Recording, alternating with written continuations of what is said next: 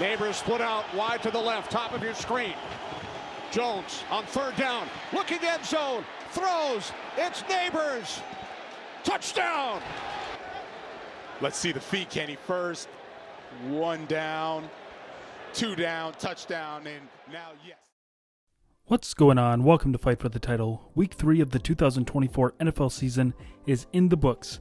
It's time to look at some of the biggest takeaways from this week, and there are some big ones from this week. Let's start this week's takeaways with a couple of the 3-0 teams that no one expected to be undefeated at this point of the season. Beginning with the Minnesota Vikings.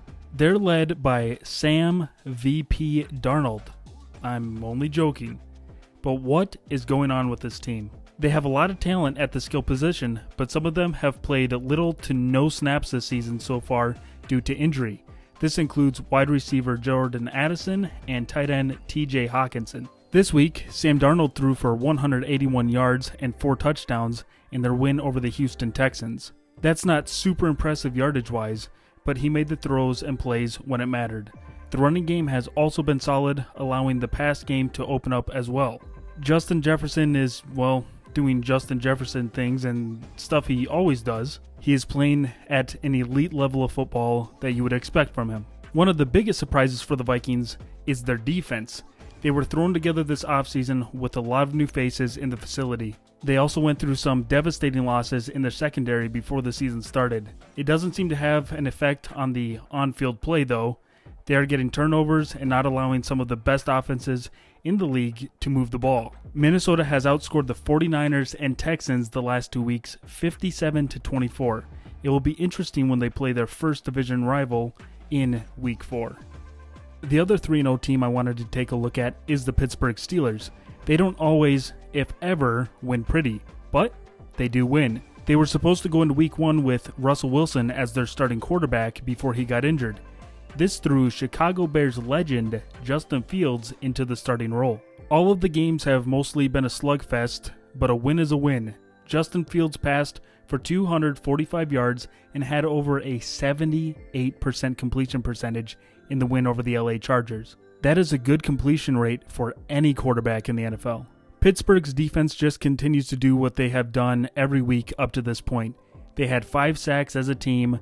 The way they play in the trenches is insane. The defense as a whole has only allowed 26 points to their opponents all season so far. That's as many points as a lot of teams allowed in week 1 alone. Both of these teams are beating expectations and looking great through 3 weeks of play. Now, if it's sustained, is yet to be seen.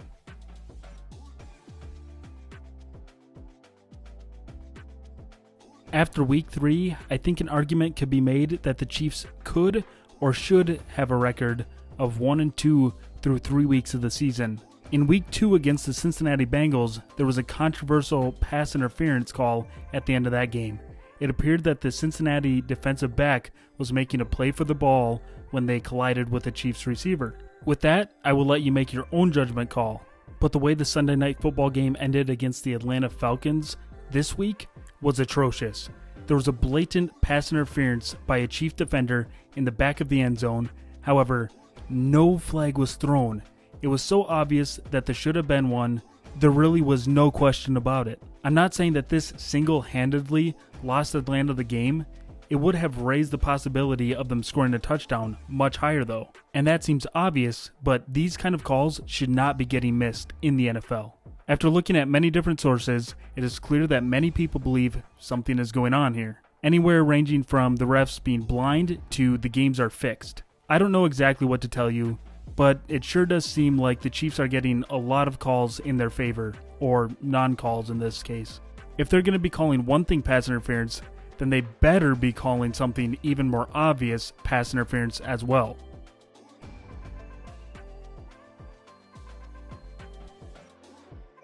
This week, the Dallas Cowboys lost to the Baltimore Ravens 28-25, which drops their record to 1-2. They played better this week than they did last week against the Saints, so I guess I will give them that. The problem is that their defense, which is supposed to be good, allowed nearly 30 points. Mike Zimmer was brought in as their defensive coordinator, hoping to spark more life into their defense. And it looked like it was working in week 1, but That was against the Deshaun Watson-led Browns. The funny thing is that Dak Prescott signed a multi-year contract worth $240 million just one day after they beat the Browns. And that's not to mention the massive contract CeeDee Lamb signed. With the money these guys are making, they should be dropping 40 points a game. Now the Cowboys will for sure be strapped for cash when it comes to cap space in the upcoming years. Sure, the Ravens are a solid team, and they are expected to win a lot of games, but the Cowboys need to be able to win close games and games against good teams. So far, the only game they've won is against a lousy team.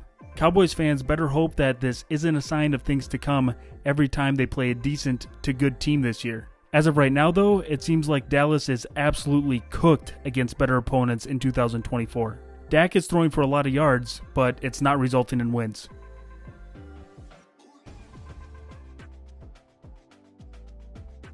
Can we take a moment of silence? Just 3 weeks into the season, and the Panthers' 0-17 watch comes to an end. I can't lie, I thought they were going to force themselves to play Bryce Young further into the season. But they quickly moved off of him and won a game. The Las Vegas Raiders let everyone down and put an early end into this segment. Again, I must give credit where credit is due, and that credit goes to Andy Dalton. He led the much-maligned Panthers to a victory. Until next year, Carolina. Until next year.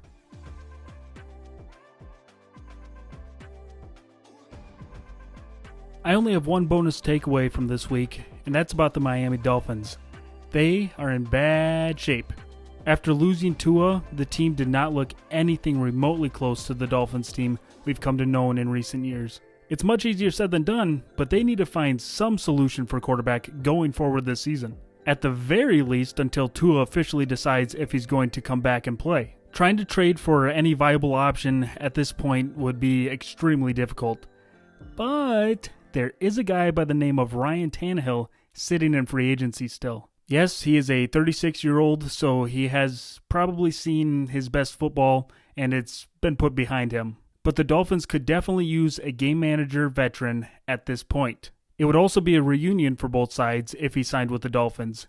That's where he started his career, and it could be a good bookend to wrap it all up. It would be unfortunate to see a team with as much potential and talent as Miami to even go one season without the chance to compete for a deep playoff run and championship. With that said, that's all for this week. Let me know your thoughts and takes in the comments below. Subscribe for more NFL news and content. Thanks for watching. I will see you next time.